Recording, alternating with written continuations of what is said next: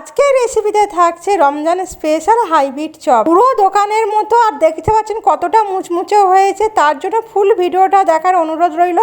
ভিডিওটা একটু বড় হতে চলেছে। প্রথমে আলুটাকে সিদ্ধ করে রেখেছিলাম, তারপর শুকনো লঙ্কা দিয়ে মেখে নিয়েছি। কড়াতে তেল দিয়ে গোটা জিরে ফোড়ন দিয়ে পেঁয়াজ, আদা বাটা, নুন, হলুদ, লঙ্কা গুঁড়ো, জিরে গুঁড়ো দিয়ে এর মধ্যে সিদ্ধ আলুটাকে দিয়ে ভালো করে নাড়াচাড়া করে দেবো। আর একটু আলুটা শুকনো করার জন্য বেসন ছড়িয়ে দেবো।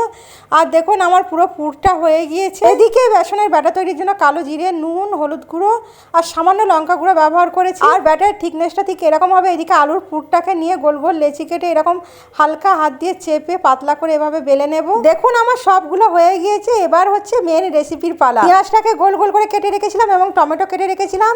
পেঁয়াজ আর টমেটোর মাঝখানে আমি আলুর পুরটাকে দিয়ে এইভাবে চেপে দেবো এবং সবগুলোকে করে নেবো। এটাই হচ্ছে মেন হাইব্রিড চপের রেসিপি, না হলে এটা আলুর চপ হয়ে যাবে। তো দেখুন আমার সবগুলো হয়ে গিয়েছে আর দেখতে কতটা সুন্দর লাগছে। এদিকে তেল গরম করতে দিয়েছিলাম, আমার তেলটা গরম হয়ে গিয়েছে এবং আলুর চপ টমেটোর যে পুরটা করেছিলাম সেটা ব্যাটারের মধ্যে ডুবিয়ে আমি ভেজে নেব।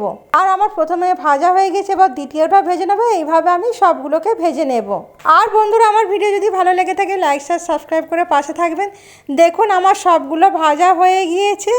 তাহলে ভিডিওটা এখানেই শেষ করছি। দেখা হবে নতুন আর একটা রেসিপি নিয়ে। টাটা।